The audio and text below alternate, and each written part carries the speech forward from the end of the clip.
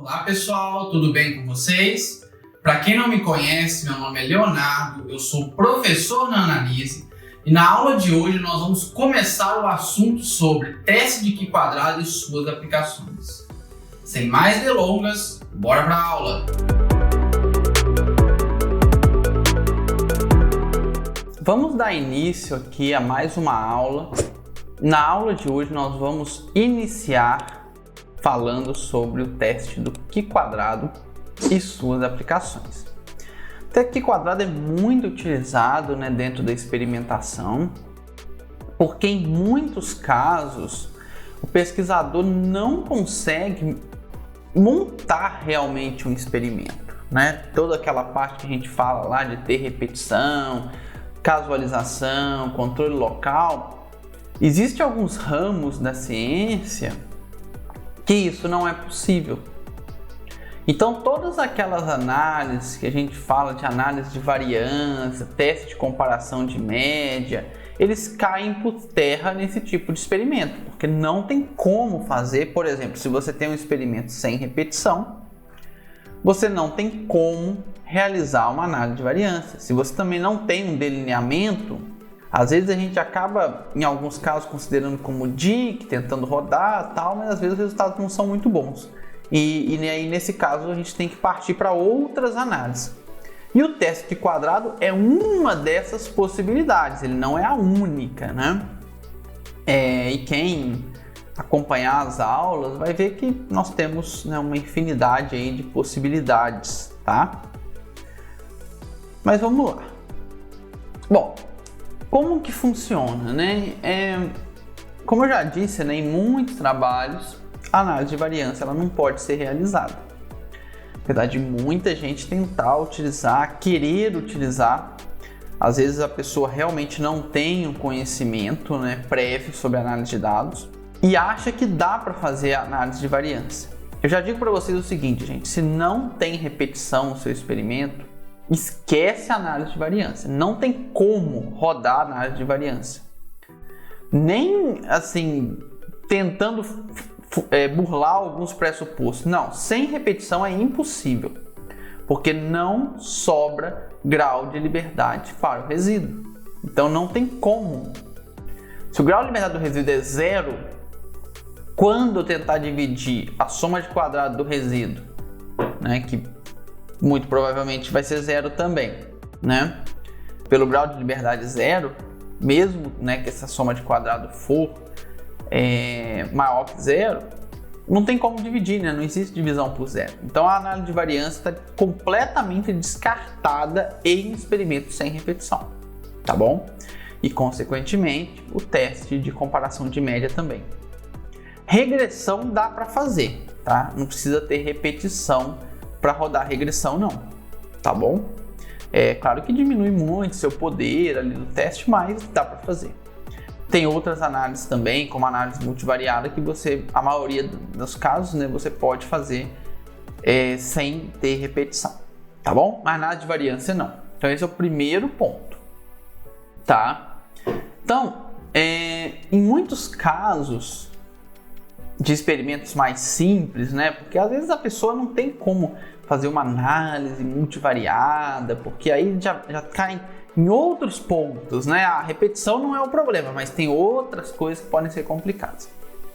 Quando você tem um experimento muito simples, às vezes são coletados alguns pontos, 4, 5, 6 pontos dentro daquele experimento, É muito comum o uso de cálculo de probabilidades ou o teste de Q². Porque eles te dão um resultado legal, assim, que dá para você trabalhar, dá para você discutir os seus trabalhos, os seus resultados, com um embasamento estatístico. Porque o que muitas vezes acontece é que quem tem um experimento muito simples acaba fazendo só estatística descritiva. Média, moda, mediana, faz um gráfico de frequência, Porque também não dá para fugir muito disso, gente? Quando o experimento é muito simples. Mas dá para fazer pelo menos um teste de Q² que já é um teste estatístico, Isso já ajuda ali a confiabilidade dos seus dados, tá bom? Então, ou o teste de probabilidade. Mas o teste de probabilidade, muitas das vezes, ele não é tão simples assim de ser feito e tal. Dá um pouquinho mais de trabalho. Acaba a gente utilizando muito o teste de quadrado por eles realmente ser simples, não tem muita complexidade, né, em fazer o teste de Q quadrado. Então vamos lá, eu vou trazer aqui um exemplo, né? Na aula de hoje nós vamos falar sobre uma tabela de contingência de 2n, tá? 2 vezes n, ou seja, eu tenho duas colunas e tenho n linhas, ou o contrário, pode ser duas linhas em n colunas, não tem problema, né? Só para você entender como que funciona nesse caso. Na próxima aula a gente vai ver uma 2x2, tá? Que é quando eu tenho duas colunas e duas linhas. Então vamos lá. Aqui nós estamos com esse trabalho experimental aqui, os dados foram colhidos, né, representando a recorrência de certos fenômenos que podem ser classificados em uma tabela, chamada tabela de contingência. Então, quando vocês veem esse tipo de tabela, vocês sabem que o nome dela, né, é uma tabela de contingência. Como que ela funciona nesse nosso exemplo, né? Então, a gente tem aqui acasalamento, fecundo e não fecundo, e as classes. Isso aqui são tipos de vacas, né? Então, charolesa, Indo-Brasil, Nelore, né? E meio charolês Zebu. Então, eu tenho várias classes, que é o que pode estar acontecendo com você, né? Você tem vários tratamentos, né? Isso aqui seriam os tratamentos. E essas daqui são as duas possibilidades. Ou é fecundo ou é infecundo aquele cruzamento. E isso pode acontecer muito com você. Isso aqui é muito comum, gente. Para quem trabalha com questionário, você tem várias perguntas e a resposta é sim ou não, sim ou não, sim ou não. Aí, né, esses resultados aqui dentro é o número de pessoas, né, que respondeu sim e que respondeu não, né? Então, assim, é bem comum nesse tipo de caso. Mas tem vários exemplos, né, na literatura, vários, que a gente poderia trazer. Então, você tem o número de fecundos para charolesa, número de infecundos, número de fecundos para Indo-Brasil, número de infecundos, assim por diante.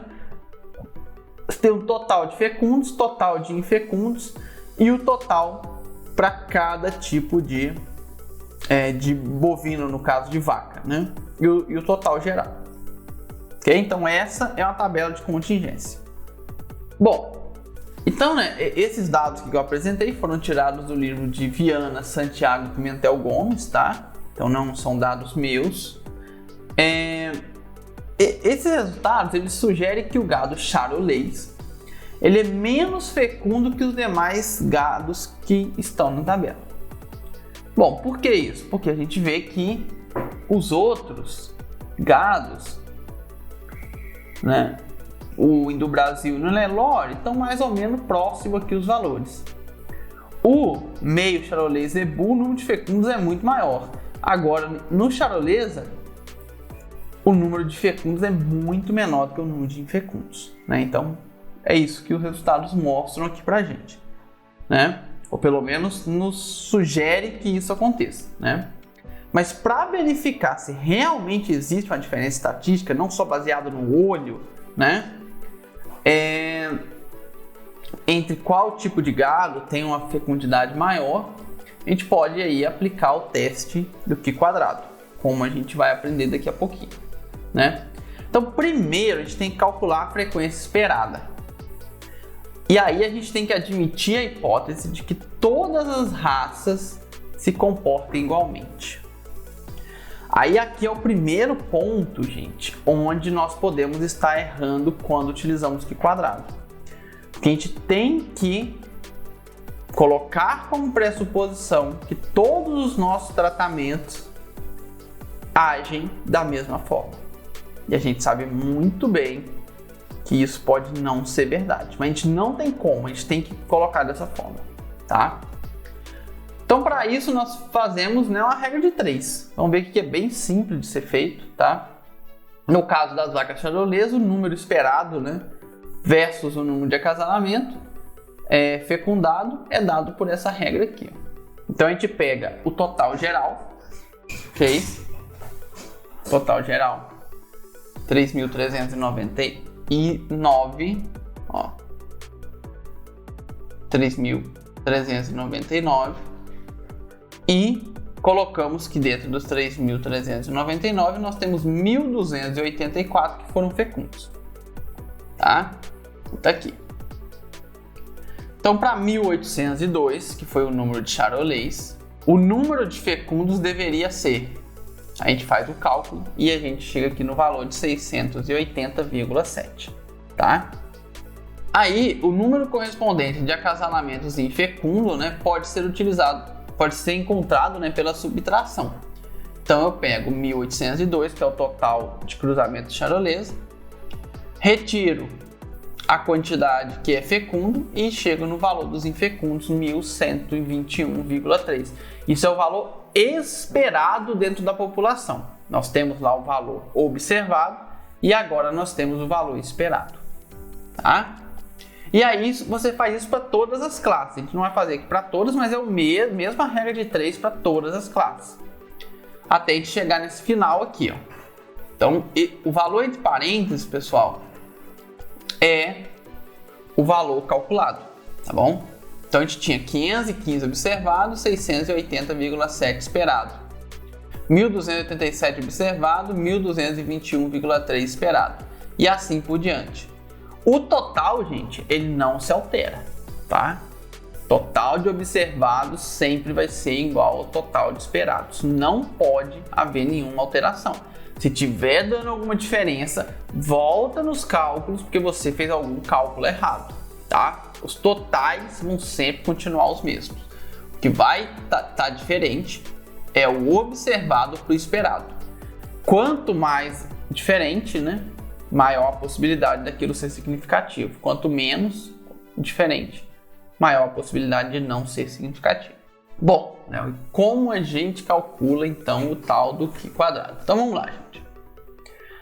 Na tabela, né, nós vamos ter 8 frequências, ok? Esse é o primeiro ponto de importância. 2 vezes 4, 8 frequências, né? É o que a gente calculou aqui.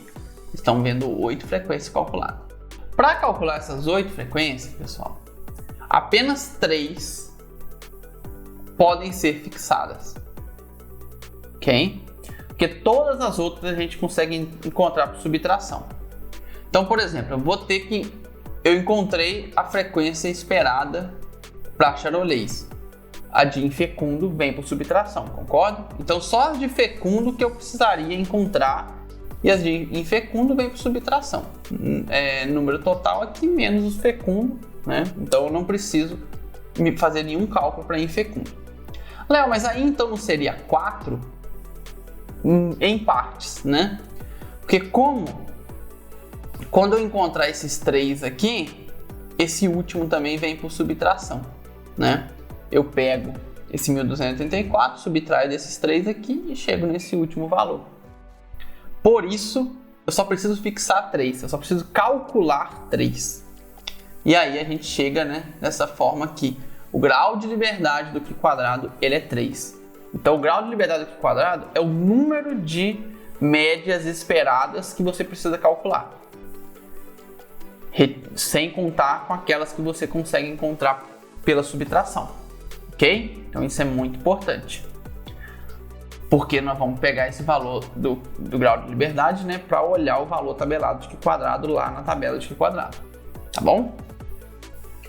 Então, gente, a fórmula do Q quadrado ela é muito simples. Ela é o somatório da frequência observada menos a frequência esperada ao quadrado dividido pela frequência esperada. Léo, como que funciona isso? Então vamos lá. Ó, Q quadrado, aí a gente pega lá, Charolais, frequência observada 515 menos frequência esperada 680,7 elevado ao quadrado dividido por 680,7. Número de, acho que é Hindu Brasil, segundo, Hindu Brasil.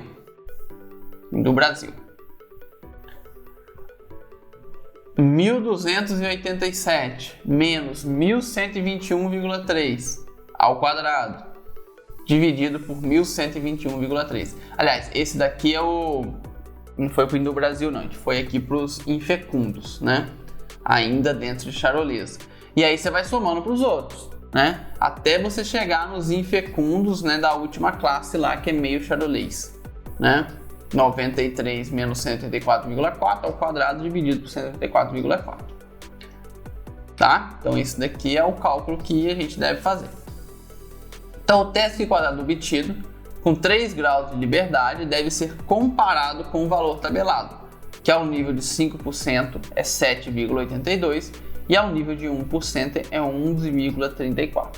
Como o valor de Q quadrado calculado é maior do que o Q quadrado tabelado, dizemos que ele é significativo ao nível de 1% de probabilidade. Ok? Então, dessa forma, a hipótese de proporções iguais para acasalamentos fecundos e infecundos em todos os tipos de vaca estudada é rejeitada. Assim, conclui-se que há diferença significativa entre as fecundidades das raças ou mestiços ensaiados. Ou seja, quando eu faço o teste quadrado, né, e a nossa hipótese ali é que tudo tá sendo independente, né? Ou seja, o número de fecundos e infecundos é independente, o número da raça é independente.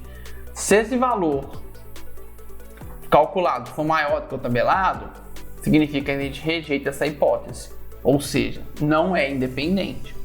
Existe um efeito ali dentro de cada classe para um ser mais classificado em fecundo ou infecundo do que uma outra classe. Então isso é algo bem importante, tá? Agora a gente tem que tomar muito cuidado, gente, não aplicar o teste Q quadrado, né?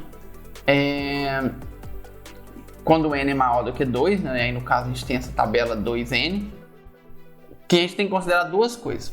A frequência esperada mínima não deve ser inferior a 1.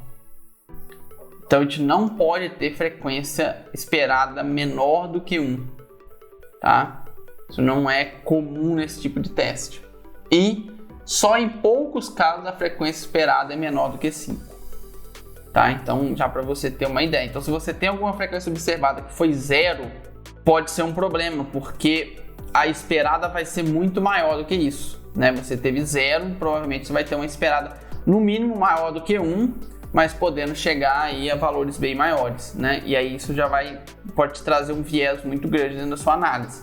Então, não vale a pena trabalhar com esse tipo de tabela se você tem muitos valores observados, classes, né, 0. Tá? Isso pode ser um outro complicador, tá bom? Então, para as tabelas m vezes n, por exemplo, 3 vezes 3, 3 vezes 4, o teste Q quadrado pode ser igualmente aplicado da forma que nós fizemos aqui e também, né, em relação a essas restrições, tá? Então, o teste Q quadrado pode ser aplicado a qualquer tipo de tabela de contingência ali, tendo 3 classes, 4 classes, 5 classes, só vai ficando mais difícil fazer o cálculo Q quadrado, né? Isso não tem muito jeito.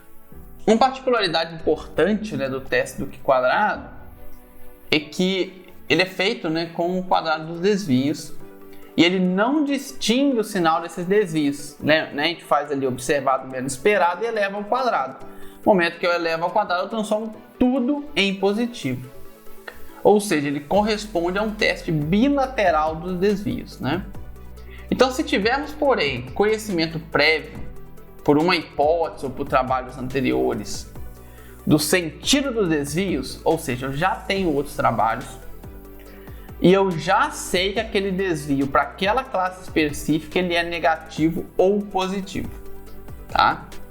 Assim, aí a tabela do Q quadrado comum, né, aquela tabelinha normal, ela pode ser utilizada, mas utilizando a metade da probabilidade que foi indicada. Ou seja, por exemplo, o limite de 10% agora na tabela, ele vai corresponder ao nível de significância de 5%. E assim por diante, né? O limite de 5% seria 6,25, que é o valor de 10% na tabela. E o 1% seria 9,81, que é o valor de 2% na tabela. Então, quando você já tem esse conhecimento, você pode fazer isso. Léo, tem alguma coisa que fala? Não. Quando você tiver esse conhecimento prévio. A questão é que na maioria das vezes a gente não tem, então você não pode fazer isso, né, como se fosse um teste unilateral. Você tem que manter ali o bilateral. Tá bom? Bom, pessoal, então assim, não tem muito segredo fazer o teste Q quadrado, tá? É uma fórmula bem simples, você tem lá todos os seus valores observados, você vai calcular o valor esperado e vai fazer ali os cálculos. Ok? Não tem muito segredo não. com a tabela mais simples assim, né? Com vários tratamentos e só 2 classes, é mais fácil de fazer. À medida que você vai aumentando, o número de cálculos também vai aumentando, tá bom? Então na aula de hoje é isso e eu vejo vocês na nossa próxima aula.